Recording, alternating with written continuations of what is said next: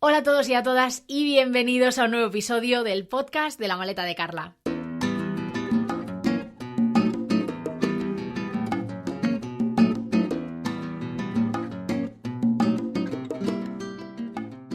En este podcast hemos hablado ya con muchos viajeros que iniciaron viajes sin billete de vuelta, con algunos viajeros que recorren el mundo en familia, otros en solitario, en furgoneta, por países poco turísticos, pero nunca antes había tenido en el podcast a alguien que hubiese viajado en velero y en familia. Jorge Mora es el autor del blog unavueltaporelmundo.com y el capitán de una pedazo de aventura por el Atlántico y el Caribe. Un viaje a bordo del velero Sara Mía junto a su mujer María y sus dos hijas, Sara y Mía. Jorge, bienvenido al podcast. Hola Carla, ¿qué tal? Bueno, hoy tenemos muchísimo de qué hablar, así que vamos a ponernos en marcha. Para ello nos tenemos que remontar a septiembre de 2014, justo 4 años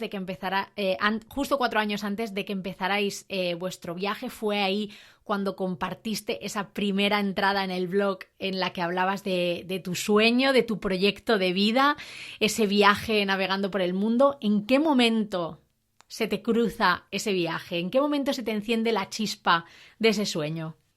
Pues bueno, fue en realidad en el año 2016 más o menos, porque yo estaba ya un poco saturado. Yo me dedico a la importación de China, a traer mercancía de China. Bueno, me dedicaba porque en el 2018 vendí la empresa y aparte teníamos otros negocios. Mi mujer tenía una tienda de ballet, ella se dedicaba a la danza, yo trabajaba en casa, pero a las niñas no me apetecía verlas, estaba muy saturado de trabajo, muchas cosas. También tenía lo que es el alquiler de veleros. También alquilábamos furgonetas camper, teníamos un negocio de muebles, tenía muchas cosas y al final no daba abasto. Y llegaba a casa y decía, pero esto no puede ser, esto no tiene sentido, ¿no?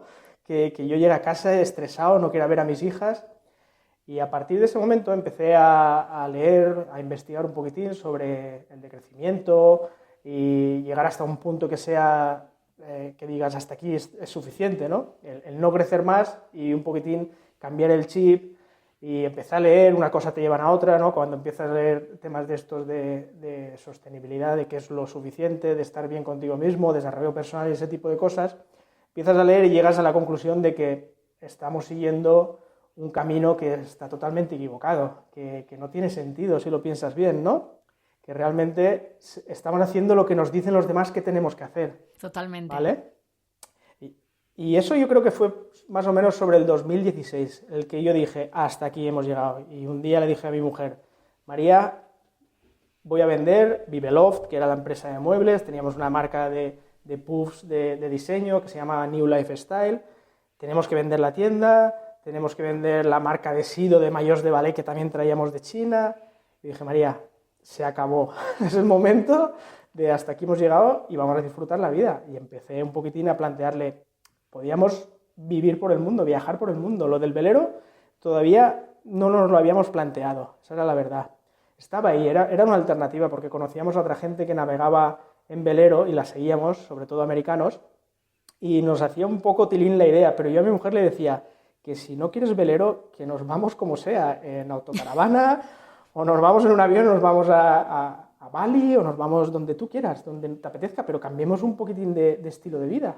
Por lo menos cuestionaros un poco lo que estabais haciendo hasta ese momento. Pero me parece curioso que me digas esto porque yo había leído la primera entrada de ese blog, que es de 2014, donde ya te planteabas esto del velero y tú no eras ni un experto navegante, no tenías barco propio en ese momento. O sea, por eso te preguntaba un poco también lo de en qué momento se os pasa por la cabeza lo de hacerlo del velero, porque tu experiencia realmente no tenías. Yo no tenía nada de experiencia. De hecho, lo de navegar, y nosotros veraneábamos en Gandía, que teníamos un apartamento, y yo pasaba por el Club Náutico de Gandía paseando y digo, María, yo creo que a mí esto de la vela me tiene que gustar. Y eso fue por el 2014. Yo no había subido nunca un velero ni nada. O sea, que no hacía tanto tiempo, ¿no? No hace tanto tiempo, 6 años. Y te sacaste el carnet de patrón. Sí. Y luego, además, comprasteis un velero que era el Satchmo. Correcto. Y hicisteis algunos viajes así un poco de prueba como para ver qué tal te sentías. Sí. Yo como siempre intento rentabilizar la inversión que tú haces, ¿no? Sacarle algún rendimiento a todo donde pones el dinero, pues yo dije, pues María, primero me saqué el título del PER y digo, va, bien, me gusta navegar, pero nada, no me motiva. Pero sí que hice una travesía con una escuela desde Alicante hasta Ibiza y ahí sí que saltó la chispa, ¿no? Me emocionó, porque el viaje de vuelta fue bastante duro, el patrón se puso enfermo y el otro acompañante también estaba enfermo, entonces me tocó llevar a mí el velero todo el viaje de vuelta y cuando llegamos a Alicante yo dije, María, esto es lo mío. Esto es lo mío, esto es lo mío, qué bueno. Oye, y cuando empezáis a planear esta aventura, ¿no? Cuando ya decidís que vais a hacer este viaje en velero, ¿tú qué tenías en mente? ¿Cuáles eran tus planes de viaje o realmente no tenías ningún plan? ¿Qué era lo que tenías en mente? Bueno, cuando un poquitín ya le planteo que podríamos cambiar el estilo de vida y salir a navegar, la idea era, María me decía, pero vamos a probar. Yo digo, es que no se puede probar, es que no se puede dejarlo todo para probar un año, ¿no? Se tiene que dejar todo para un proyecto mucho más grande. Que luego estemos un año, vale, puede ocurrir, que no nos guste y estemos un año. Pero vamos a planteárnoslo que si nos gusta, vamos a estar mucho más tiempo, ¿no? Yo le decía, 1 año, 3 años, 9 años, los que fuesen. ¡Ostras! Esa era mi idea. Iba por ahí un poco, ¿no? Porque lo vendíamos todo. Nos deshacíamos de todo lo que teníamos, menos la casa y el coche, el Ford Fiesta de mi mujer, lo único que hemos mantenido, y todo lo demás nos íbamos a ir deshaciendo poco a poco, lo que era la tienda de ballet de mi mujer, una furgoneta camper que teníamos, mi negocio de los puffs, todo, y mi negocio de importar de China. Todo ir vendiéndolo poco a poco, traspasándolo. O sea, un cambio de estilo de vida total. Total. Yo, la verdad que me pongo en la piel de tu mujer, me pongo en la piel de María y yo pienso, a mi marido se le ha ido la olla, porque sin experiencia prácticamente navegando, sí. Que me esté proponiendo que nos vayamos de forma indefinida con un velero, yo diría que se te ha ido la olla totalmente. En parte soy un poco majara, soy el majara de la familia, eso está claro. Menos mal que está ella ahí para equilibrarte un poco, ¿eh? Ella siempre me frena un poquitín los pies. Pero bueno, está bien, porque estamos así. Yo soy el que le aporto un poquitín las ideas locas y ella me dice, pero seguro, y lo tiene que masticar un poquitín y al final dice, pues no está tan mal. Bueno, oye. Y un poquitín fue así. Qué bueno, qué bueno. Vendisteis el Sachmo, que es ese primer velero que tuvisteis, y finalmente os comprasteis el Saramia, que es con el que hicisteis el gran viaje. ¿Qué tenía el Saramia que no tenía el Sachmo? ¿Qué os convenció para comprar este segundo velero? Porque claro, al haber hecho ya como ciertas prácticas, ¿no? Algunos viajes y así de prueba, sí. Imagino que tú ya buscabas ciertas características para hacer ese gran viaje. Correcto. El primero, el Sachmo, lo compramos, ya te digo, porque montamos la empresa de alquiler para rentabilizarlo. Hice la primera temporada de alquiler de veleros, salió muy bien la temporada, y un amigo mío que también se sacó el título del PER me dijo, vale, pues yo me compro el velero y me lo gestionas a mí en alquiler, ¿no? El alquiler lo gestionas tú, y en ese momento yo dije, vale, te lo vendo, yo me compro un velero, el Saramia, y la diferencia es que el Sachmo eran 12 metros. Que hay familias por el mundo navegando con veleros de 12 metros, ¿no? Y no hay ningún problema, pero nosotros lo veíamos y decíamos, es que falta barco, nos faltaba un poquitín de espacio, ¿no? Uh-huh. Tanto a mi mujer como a mí, eso era opinión de los dos. Y yo le dije, pues mira, vendemos el Sachmo, se lo vendemos a Iván, que era nuestro amigo, él nos lo cede en gestión y nosotros vamos a buscar un barco más grande, de 15 metros ya, que ya sea más estable a la hora de navegar, y que ya te sientas más a gusto, como si fuese una casa chiquitina, pero más espacio, digamos, dentro. Y ya compramos el Saramia, un año después justo del primer velero, y ya compramos el segundo velero, que fue el Saramia. ¿Cómo era por dentro el Saramia?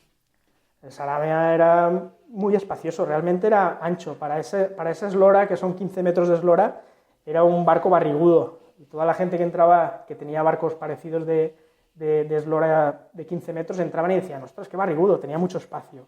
Y tenía, pues eso, tenía un camarote en proa y tenía 2 camarotes en popa, ¿no?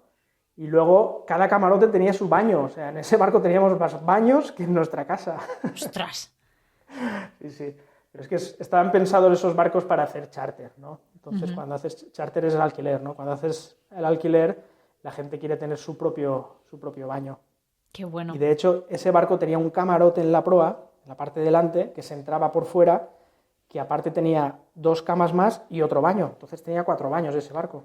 Súper espacioso y además sé que luego durante el viaje alojasteis a gente, hicisteis incluso Airbnb, o sea, os permitió también como Sí, rentabilizar un poquito el claro. barco durante el viaje, que eso también está bien.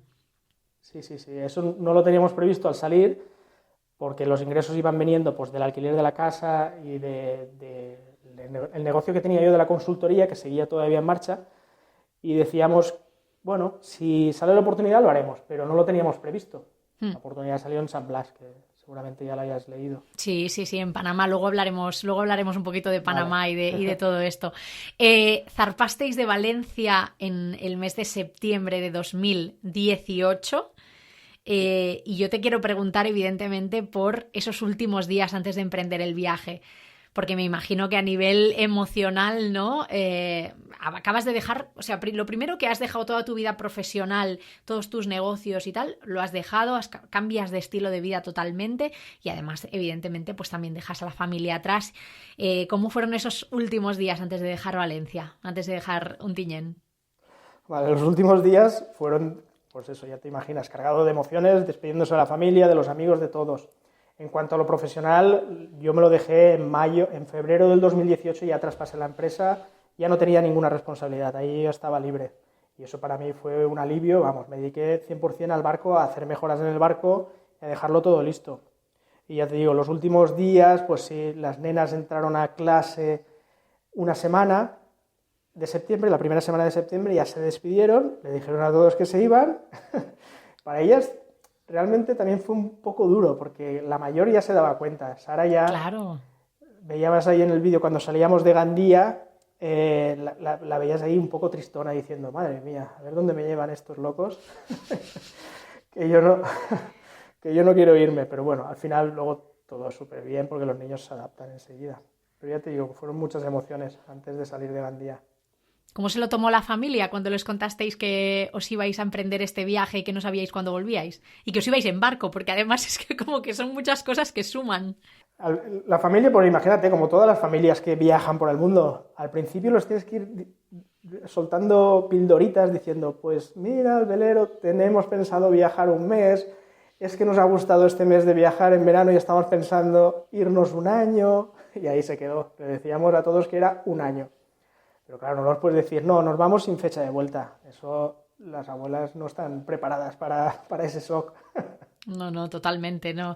Si os vais como pareja aún, pero con nietos yo creo que es complicado, es complicado. Claro, claro. Si has entrevistado a otra gente, seguramente te hayan dicho lo mismo. Sí, Otras sí. familias viajeras.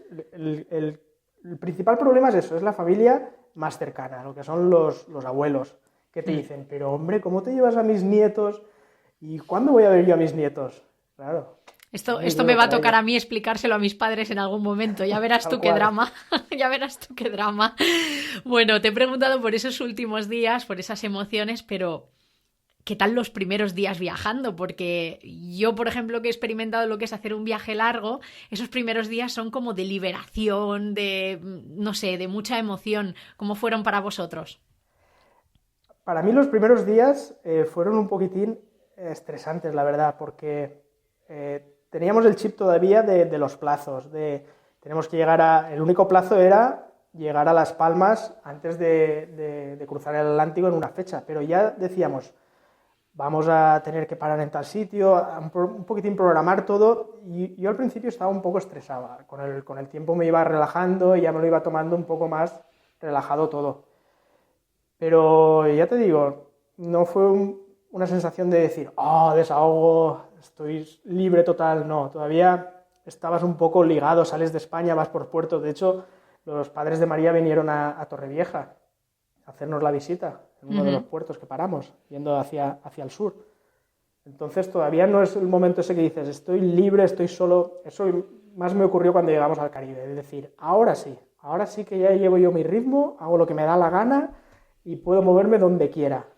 Nos Porque estabas, hasta esa fecha teníamos una fecha claro, de llegada en Las Palmas. nos estabas hablando de esta fecha precisamente, teníais que llegar a Las Palmas porque ibais a hacer el cruce del Atlántico y no lo ibais a hacer solos, vosotros lo hicisteis de una forma muy particular que además yo desconocía totalmente que esto existía, yo tengo cero relación con el mundo náutico marino, Claro. entonces cuéntanos un poco cómo lo hicisteis vosotros, lo de cruzar el Atlántico.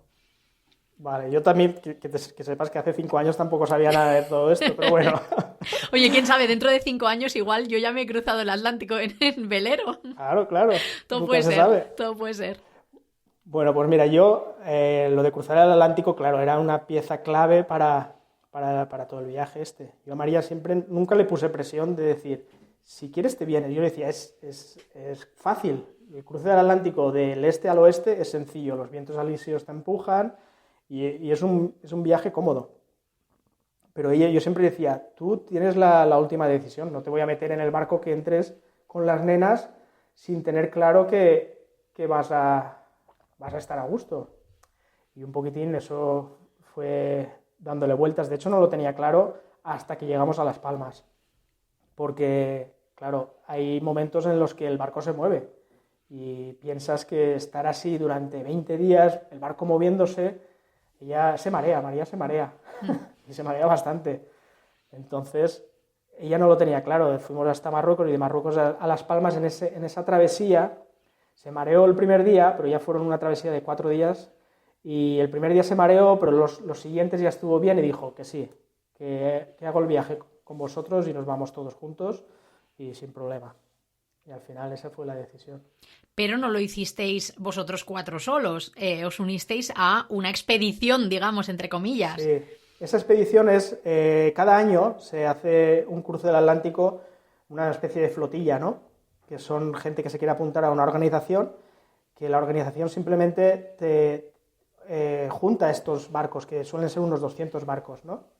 Y lo que la gente dice es, hombre, si tienes algún problema la organización va y te rescata. No, en medio del mar nadie te rescata, a no ser que haya otro barco cerca y te rescate. Claro. Pero en medio del mar la organización está ahí un poco de apoyo, porque ahora ya con los teléfonos satélite, pues puedes recibir noticias, oye, pues este barco ha tenido tal problema, ¿alguien le puede ayudar? Pues todos los barcos que están por detrás de ese barco lo reciben y pueden ir a ayudarlo, ¿no? Eso es la única ventaja que tienes participando en la ARC, que se llama. Y fue lo que María me exigió, me dijo, yo, si quieres que cruce el Atlántico, primero, en el barco tienen que venir más personas con nosotros. Y una tiene que ser mujer. Y yo dije, vale, hecho. Y la segunda es que no vayamos solos, que no crucemos el Atlántico solos. Tenemos que hacerlo conjunto con más barcos, ¿no? Yo dije, pues vale, nos apuntamos a la RC. Esos fueron sus exigencias, sus requisitos. Bueno, no está mal. Oye, que me parece curioso que exigiera a otra mujer, siendo ellas, digamos, María, Sara y Mía, mayoría femenina. Sí, pues ella lo que en principio es que iba a venir su primo con su mujer, ¿no? Y su mujer en el último momento dijo que no, porque se dejaba a sus hijas, a su hija y a su hijo durante 30 días y dijo, no puedo hacerle esto a mi hija, tal. Entonces buscamos a una, 2 meses o por ahí, la buscamos por internet, fue una brasileña, tuvimos muchísima suerte de encontrarla porque fue genial. Y nada, era un poco de apoyo para estar con las nenas, para estar un poco también con María. Tener una mujer a bordo también es sí, un poco para las mujeres. de apoyo ahí. Porque Claro. además es que María, de navegar también un poquito, ¿no? Como yo. Ahora sí, en aquel momento nada. O sea, que necesitabas... Hombre, sí que está bien que buscarais algo de tripulación extra por si, oye, por si las moscas, por las noches, además, supongo las guardias, ¿no? Compaginarlo con otras personas. Claro, sí, en ese momento sí. Ahí en ese momento vino todo muy bien, que hubiese gente a bordo porque era la primera travesía larga, pero ya te digo, hasta Las Palmas eran travesías de 4 horas, desde Marruecos, desde Rabat, de 4 días. Entonces ya ahí ya te haces una idea de lo que va a ser la navegación larga. Claro. ¿Qué requisitos os pidieron desde la ARC para cruzar el Atlántico, para poder uniros a esa expedición?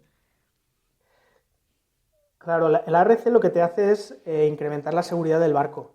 Mejoras mucho la seguridad y te dan un poquitín de clases, lecciones. Los 15 días antes de la salida hay seminarios, tú te puedes apuntar a los seminarios para revisar la jarcia. La jarcia son los cables del barco, para revisar posibles problemas que pueden ocurrir, cuáles podrían ser las posibles soluciones y se comprueba todo del barco, que tengas un plan B para todo. Si se rompe el timón, ¿qué podrías hacer? Si se rompe tal cosa, las velas, unas velas de respeto que se llaman. Tienes que tener para casi todo un plan B, ¿no? Y luego ya el último, el plan C es la base salvavidas y salir. Pero para todo tienes que, antes de abandonar el barco, tienes que tener plan B siempre. ¿Vale? Tiene que haber alternativas por si pasa algo. ¿Pasó algo en esa travesía? Yo creo que a vosotros no, pero sí que otros barcos tuvieron algún percance. Pues mira, un barco de un ruso en el que iba un español, Alejandro, que también sería bueno para que le hicieses una entrevista, porque lo conocimos después de la travesía y su idea era no utilizar ningún medio de transporte aéreo y su idea era seguir viajando por Sudamérica con bicicleta. Creo que se quedó en Ecuador o en Perú, no recuerdo. Y él sí que tuvo un problema. Él iba con 3 rusos más, ¿vale? Porque él sabía hablar un poquito de ruso, estuvo ahí en Las Palmas, dijo que sabía hablar un poco de ruso y entonces la tripulación de ese barco lo contrató. Lo contrató, no le dijo, vente con nosotros, ¿vale? Pero ese barco estaba bastante fastidiado. Y a mitad de travesía, en un golpe de viento, se giró y lo que es el mástil, lo que es el palo, ¿Sí? se rompió, se partió. Y estaban pues a unos 5 o 6 días de llegar a Santa Lucía, que era el destino, ¿vale? Lo pasaron muy mal. Bueno, la suerte que tuvieron es que todo eso les ocurrió de día, porque las desgracias de romper palos, romper cosas, suelen ocurrir de noche, pero a ellos les ocurrió de día. Entonces tuvieron que cortar los cables del barco y tirar lo que es el palo al agua. El palo se fue y con la botavara intentaron hacer una vela de respeto para poder empujarles para llegar hasta Santa Lucía y no pudieron, no consiguieron hacer esa vela de respeto que les impulsara hasta Santa Lucía, ¿no? Entonces, desde la organización, desde la RC, avisaron al resto de barcos para ver quién podía ayudarles a darles gasoil, porque no tenían gasoil suficiente para llegar a Santa Lucía a motor. Entonces, madre mía. Un rollo, una historia. Entonces los barcos que estaban por detrás dijeron, uno de ellos era el Biwa, brasileños que teníamos relación con ellos, dijeron, sí, yo me acerco, ¿no? Entonces se acercaron en medio del Atlántico, con cabos y todo, uniendo garrafas, se las pasan porque tú no te puedes poner junto con el barco, ¿no? Tú tienes que lanzarlo y que el otro barco lo recoja, ¿vale? Y un poco así hicieron esa maniobra de tirar los bidones, los otros los recogieron con los cabos y con ese gasoil ya tenían suficiente para llegar a Santa Lucía. Y todo esto motor, en medio del Atlántico, todo esto en medio del Atlántico que no ves absolutamente nada alrededor. Vamos, yo me cago de miedo. Sí, al principio te tienes que cagar de miedo, pero vamos, a tope. Sí, sí. Pero bueno, al final Alejandro estuve hablando con él y me dijo, realmente no pasé miedo, porque es que aparte se le rompió el timón. El timón, los guardines, por dentro hay unos cables que mueven la pala del timón que está debajo y tú la rueda, pues no la podían mover porque esos cables se habían roto. Entonces tenían que moverlo manual y mover la pala del timón de forma manual es súper duro. Entonces llegó una situación de desespero, pero miedo de peligro por su vida me dijo que no pasó. Supongo que estaba tan ocupado intentando solucionarlo que no se le pasó el miedo por la cabeza, pero madre mía, uf. Oye, también otra de las cosas que te quiero preguntar sobre el cruce del Atlántico, que es que me llama muchísimo la atención, es cómo os organizasteis con el tema de la comida, por ejemplo, porque al final son muchos días. No sé qué tamaño de nevera llevabais en el Saramia, pero bueno, al final son 20 días de cruce. ¿Cómo lo organizasteis? A ver, en el Saramia tenemos una nevera y un congelador. El congelador es un arcón bastante amplio, no sé cuántos litros tendría, pero no sé, a lo mejor 100 litros o 80 litros, es que no lo sé realmente, pero cabía bastante comida congelada y la nevera es una nevera chiquitina. La nevera chiquitina, pues para las cervezas, evidentemente. Que no falten. Que no falten, y luego para los alimentos frescos, lechuga y algunas cositas de estas que son más perecederas, las teníamos ahí.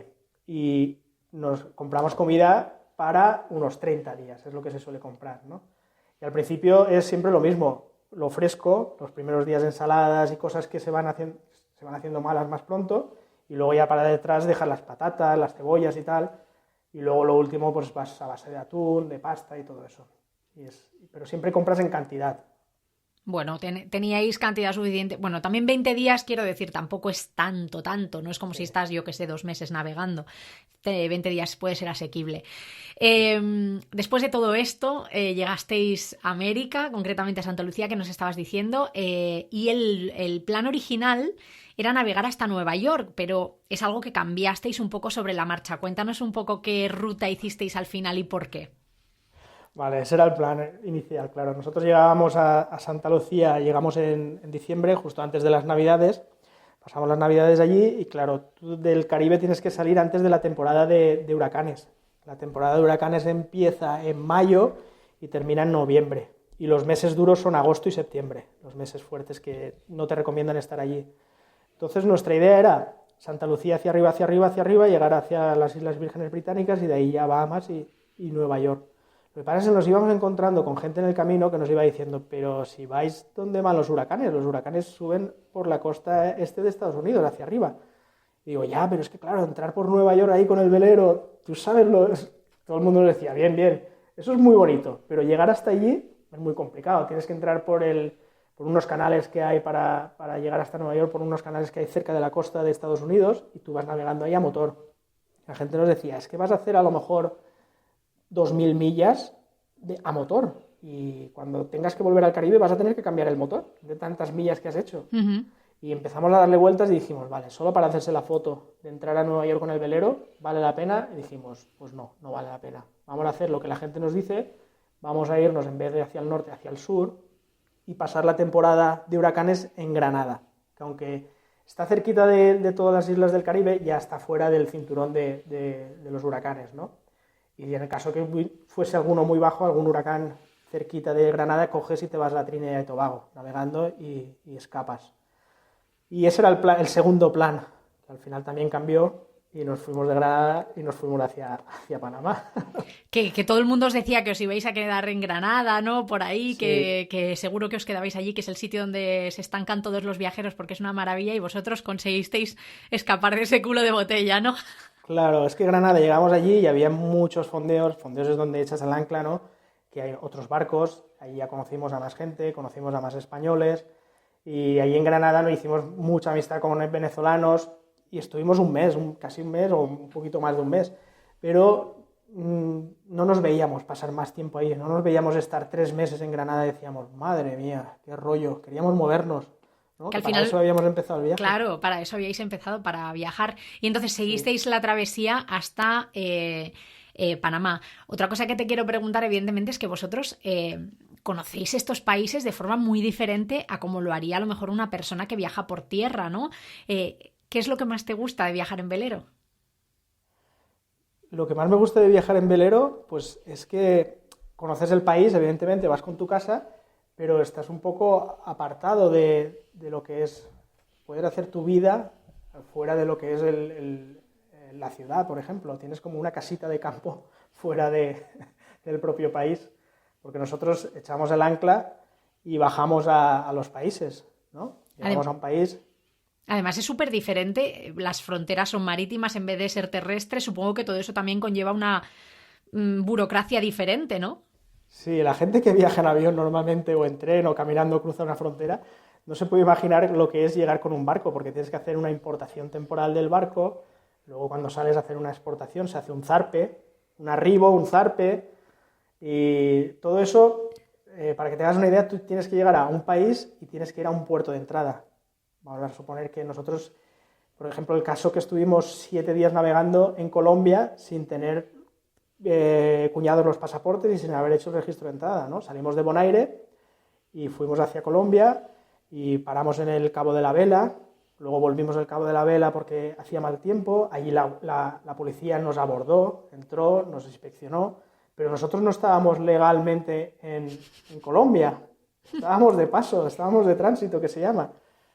Y nosotros, pues bueno, les tienes que decir, oye, es que yo voy, el puerto de destino mío es Puerto Velero, que está allí, vale, pues ustedes sepan que no pueden bajar del barco, sí, lo sabemos.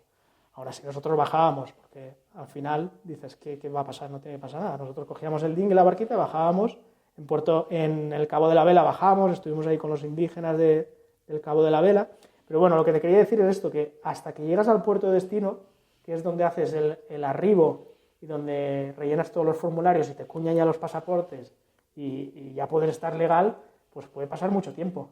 Claro, tú estás navegando por aguas colombianas, por ejemplo, pero no tienes por qué haber llegado físicamente, ¿no?, al continente, a la parte continental o a la isla en cuestión. Es que es muy curioso, me parece súper curioso. La normativa marítima está todo un poquitín, hay normas internacionales y una es que tienes 48 horas desde que llegas a un país, porque yo puedo llegar al puerto y puedo no puedo bajar por la ciudad y decirles, oye, es que acabo de llegar, ¿vale? Dentro de 24 horas hago lo que es los formularios de llegada y todo. Vale, entonces no tienes problema. Lo que no puedes es pasar de 48 horas.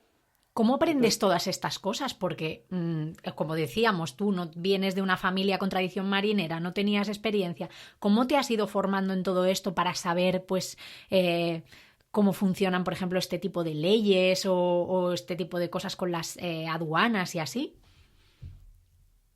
Yo iba muy perdido justo unos meses antes de salir porque decía, ¿cómo se hace esto? No Claro. encontraba información.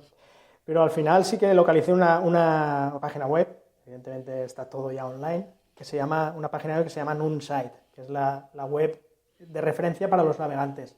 Y ahí ya entras país por país y te dices cuáles son los requisitos, dónde puedes hacer el registro de entrada, incluso te dicen comentarios de la gente, ¿no? Puedes decir, pues mira, el de la oficina es un gilipollas, no sé qué, ten cuidado, no le digas esto, y ya vas un poquitín con preaviso. Pero toda esa información te lo dicen, pues hay sitios, especialmente Noonsite se llama. Noonsite, lo pondremos en las notas del podcast. Sí, por si a alguien le interesa. Por si alguien se está planteando hacer este tipo de viaje, que oye, me parece una maravilla. Otra cosa que me despierta mucha curiosidad, ¿cómo hacíais con el tema de internet? ¿Cómo teníais internet en el barco o conexión de teléfono, no sé? Nosotros cuando salimos de España, porque yo esto también le di vueltas, porque yo en parte tenía un poquitín el negocio, bueno, un poquitín no, tenía el negocio de importar de China, que vendía cursos, hacía asesorías, y digo, yo necesito internet. Entonces nos compramos un aparatito que era Roam, no me acuerdo el nombre, así de color naranja, que es el típico aparato ese que se enlaza con una red del país donde llegas. Nosotros lo utilizamos porque con ese aparatito conectas, pagas 9 euros, creo que eran diarios, y tenías internet ilimitado. Él se vinculaba a una red, a una señal de allí de Marruecos, y nosotros teníamos internet. Pero realmente en otros países no funcionó. Íbamos un poquitín así, acercándonos pues, a las marinas para conseguir wifi o comprando la tarjeta del país. Hemos funcionado un poquitín así. Bueno. Y sí, lo que es el medio del Atlántico teníamos internet, pero a una velocidad que descargar una imagen de 100K tardaba unos 5 o 6 minutos, para que te hagas una idea. Madre mía. Bueno, oye, es la mejor manera de desconectar. ¿Qué quieres que te diga? Está muy bien. Sí. Está muy bien. Oye, llegamos a San Blas, a Panamá, y allí es donde os pilló el coronavirus en el mes de marzo, más o menos febrero-marzo de 2020. Estuvisteis un tiempo todavía un poco conviviendo con el virus por allí. De hecho, pensabais quedaros y pasar allí pues lo que quedara de pandemia, pero al final os decidisteis a volver a España. Cuéntanos un poco cómo fue la toma de esa decisión. Vale, pues mira, nosotros llegamos a Panamá pues sobre principios de noviembre, y luego el 25 de noviembre llegamos a San Blas. Y una vez llegamos a San Blas, para nosotros aquello fue el paraíso. Es lo más bonito que hemos visto en todo el viaje, a excepción de las aves y lo que son los roques de Venezuela. Pero Panamá es precioso para quedarse y vivir, simplemente porque aquellos son islas. Y los cunas, los indígenas que viven allí, su medio de moverse es mediante canoas. Entonces nosotros estábamos con nuestra casa, con gente que vive en islas, que se mueve con canoas y te van a vender cosas en canoas, y el estilo de vida es muy bueno, ¿no? Allí estuvimos súper a gusto y ya te digo, pasamos las Navidades, enero, febrero, y en marzo es cuando llegó lo del coronavirus, que nosotros estábamos haciendo charter allí. Y de hecho también matriculamos a Sara y a mí en la escuela de allí de los indígenas. Estuvieron una semana, luego vinieron el charter la semana siguiente, y la idea era continuar otra semana más, pero bueno, dejamos al charter y al día siguiente cerraron las fronteras en Cunayala. En toda la comarca Cunayala cerraron fronteras. Los últimos clientes que habían en los barcos salieron, se los llevaron, pero ya no dejaban entrar a nadie.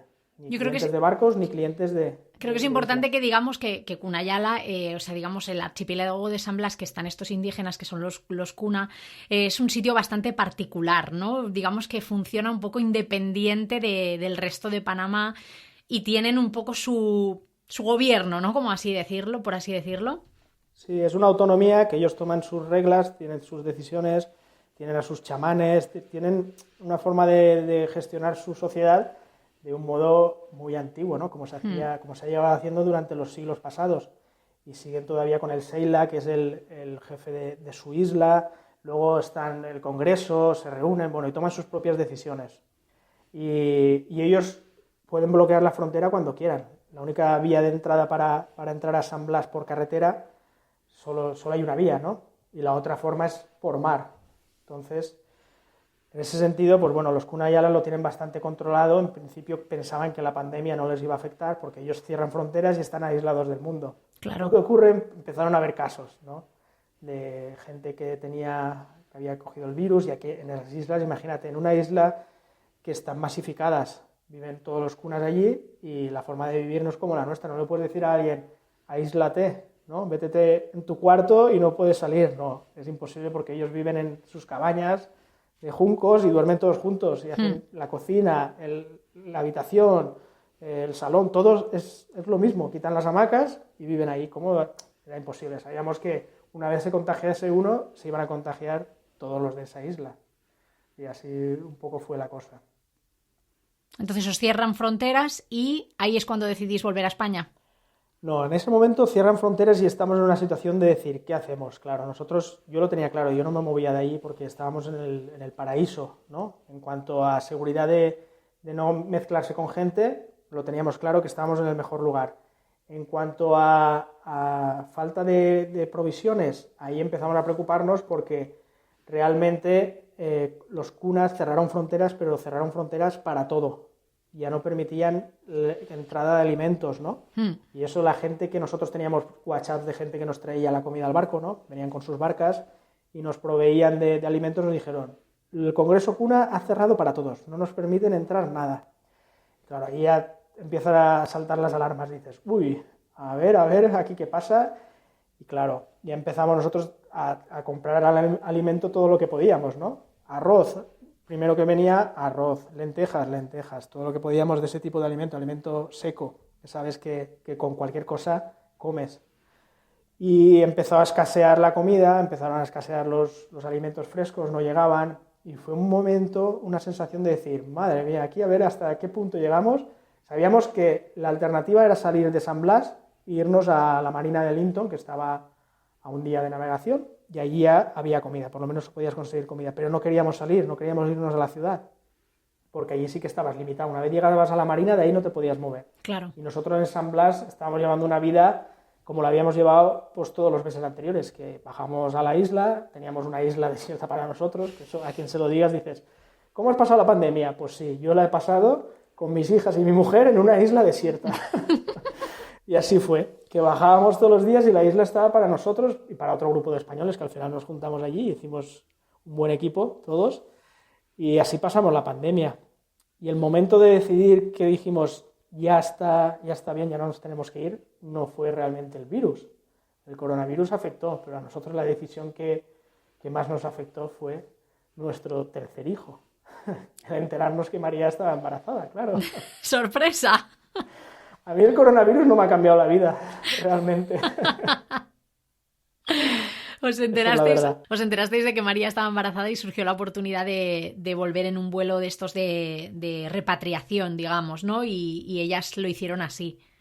Sí, correcto. Eso fue a mitad de marzo nos enteramos que María estaba embarazada y ya nosotros no nos habíamos puesto en contacto con la embajada, no sabían que estábamos allí, ¿no? Pero a partir de ese momento sí que llamamos a la embajada y dijimos, oye, somos españoles, estamos aquí en San Blas, y bueno, le llamó María y dijo, yo estoy embarazada. Vale, pues lo tenemos en cuenta. Nos informaban, había un vuelo y yo le decía, María, ¿dónde vas a estar mejor? Mira cómo está España. ¿Para qué quieres irte a España? Si va a ser un jaleo. Mira dónde estamos. Naturaleza, tenemos comida, porque aunque no nos traían alimentos frescos de patatas y cebollas, te tirabas a bucear y tenías pescado, ¿no? Claro. Tenías langosta, tenías caracolas, tenías cocos, tenías cosas que los kunas utilizan para comer, ¿no? La yuca, el aguacate, el mango, te iban trayendo los propios kunas, ¿no? Y yo decía, María, si es que aquí estamos de lujo, joder, no nos vayamos a España. Vale, pero ya, claro, ya estaba embarazada y pensaba diferente.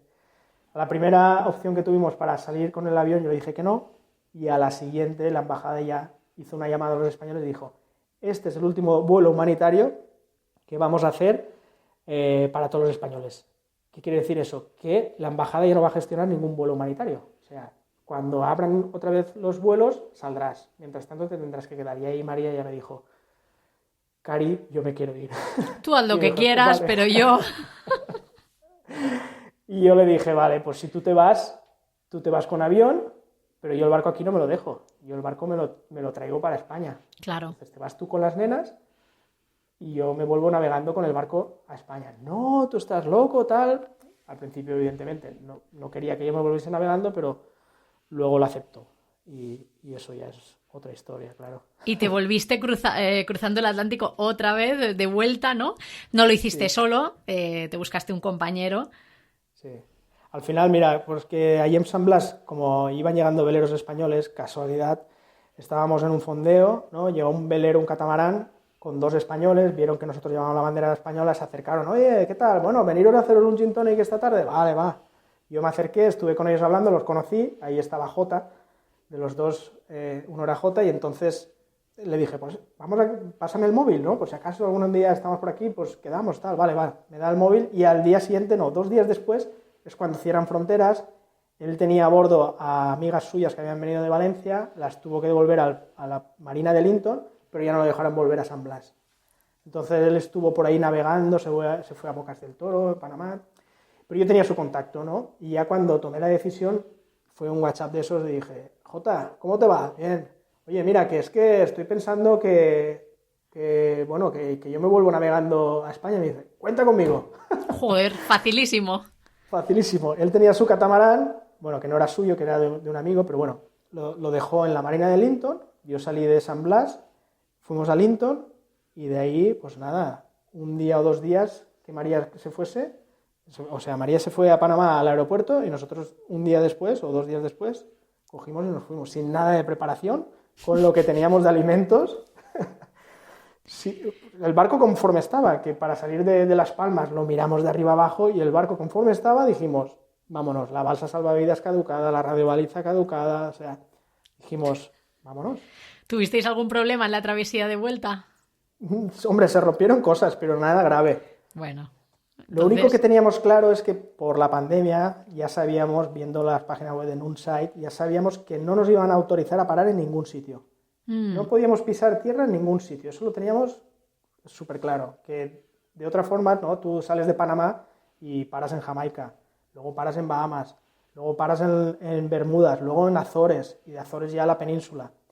Pues nosotros nos tuvimos que hacer eso de tirón, ¿no? Salíamos con la idea de que era todo de tirón, sin poder parar, pero luego a mitad de camino, cuando llegamos a Jamaica, sí que la gente que nos iba informando a través del teléfono satélite nos decía, oye, sí que hay una opción de parar en Bahamas que te autorizan a echar el ancla, pero tienes que pedir permiso y que te autorizan a echar el ancla, pero no puedes bajar.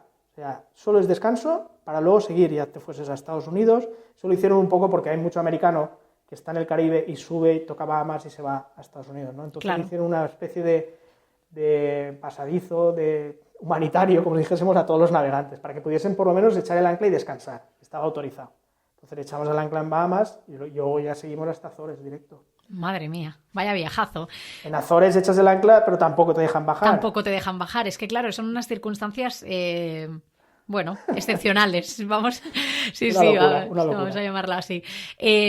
¿Cómo ha sido adaptarse a la vuelta a la vida en la Tierra? Porque ya volvisteis hace unos meses. ¿Cómo lo llevas? Yo lo llevo un poco peor que mi mujer. Ella me dice, es que tú no terminas de adaptarte. Y yo digo, es que no quiero adaptarme. Porque yo ya sé lo que era la vida de antes y no quiero volver. Y de hecho estoy volviendo y me estoy metiendo y seguramente termine abriendo una empresa pues en los próximos días, porque tienen que generar ingresos, evidentemente. Claro. Y ella me dice eso, es que tú no terminas de adaptarte. Yo digo, es que no quiero adaptarme. Y ella se adapta enseguida, súper rápido. En la escuela, el grupo de amigas, los WhatsApps, el tal. Y yo digo, qué rollo. Lo bien que estábamos antes sin tener ninguna obligación ni preocupación. Tú estás deseando volver a coger el barco y salir Sí. a viajar. Habéis vendido el barco, de Sí. todas maneras. El Saramia lo habéis vendido. ¿Por qué decidisteis venderlo? ¿También un poco para tener ingresos? Claro, es que nosotros lo trajimos de Panamá simplemente porque quedarse un barco allí en Panamá, con el tiempo, allí que hay tanta humedad, se hubiese deteriorado bastante. Y entonces nos lo trajimos aquí ya un poco con la idea de, si queremos venderlo, es mucho más sencillo venderlo en España que no en Panamá, que no tienes ahí a nadie. Ujú. Y para firmar el contrato de compraventa, bueno, pues yo me lo traje y la idea ya era un poquitín ver hacia dónde tirábamos y claro, los ingresos, no teníamos ingresos, dijimos, pues tenemos hasta tal mes para poder vivir con los ahorros y dijimos, tenemos que vender el barco sí o sí, o volver a navegar o vender la casa, que teníamos opciones, pero lo más sensato y lo más rápido era vender el barco. Aparte también le tocaban revisiones, había que cambiar algunas cositas y yo dije, mira María, nos olvidamos, lo vendemos y listo. Bueno, pero el plan es que cuando se pueda os volvéis a lanzar a la aventura, ¿o qué? Sí, estamos ahora en negociaciones, María y yo. Lo que no sabemos es para dónde tirar. Bueno, ¿y cuándo, no? Porque también a ver si nos dejan, a ver si la cosa se relaja un poco. Tenemos la variable del COVID, luego tenemos la variable del pequeño Eric, que ahora tiene 2 meses, pero se porta bien, es un buenazo y no da problemas. Y luego tenemos la variable de si es en barco, si es otra vez a volver a navegar, tenemos que vender nuestra casa. Y ahí ya son palabras mayores. Uh-huh. Yo soy un desapegado total, a mí me da igual venderla, pero María... Claro, es algo que nos hemos trabajado a lo largo de los años, nos fuimos a vivir a China, estuvimos viviendo 3 años en China y es un proyecto en común, la casa, ¿no? El dinero que hemos ido ganando no es de los dos y tiene que ser una decisión muy consensuada. Por supuesto. Y estamos ahí. Bueno, pues oye, os seguiremos para ver hacia dónde tiráis. Le tendréis también que poner otro nombre al barco. Si compráis otro, ya no se puede llamar Saramia, tiene que llamarse de otra manera, ¿no? Claro, la gente dice Saramia Eric, pero eso ya no queda bien, tendría que llamarse de otra forma. Y también nos queremos llevar a la perra, que la última vez la dejamos aquí con los inquilinos de la casa, pero esta vez si nos volvemos a ir, la perra se viene. Eso bueno. Sí o sí. Pues menuda aventura, estaremos atentos. Ya estamos, Jorge. Muchísimas gracias por sacar un ratito para esta entrevista, teniendo 3 peques en casa, que me imagino que es mucho trabajo. Gracias a ti, Carla. Dinos dónde podemos seguirte, tanto en el blog como en las redes sociales, para cuando reprendáis esta aventura, que podamos seguiros. Bueno, el blog es unavueltaporelmundo.com, que ahí normalmente escribo yo. Y luego las redes sociales es sv-saramia en Instagram, que lo lleva mi mujer. Pues estaremos ahí siguiéndoos para cuando decidáis volver a las aventuras, ya sea en barco, ya sea en furgoneta, como vosotros queráis, pero seguro que será... A ver si nos dejan y que sea pronto. Claro. Si queréis seguir escuchándonos hablar un poquito más sobre este pedazo de aventura, en patreon.com/lamaletadecarla vais a encontrar la versión extendida del podcast, en la que hablaremos sobre cómo financiaron de este viaje. Ya hemos dado algunas pinceladas, pero hablaremos un poco más en profundidad. Hablaremos también de la educación de Sara y mía durante el viaje y del aspecto más sostenible de viajar en velero, que es algo que me interesa muchísimo. Muchísimas gracias por estar al otro lado y hasta la próxima. ¡Chao!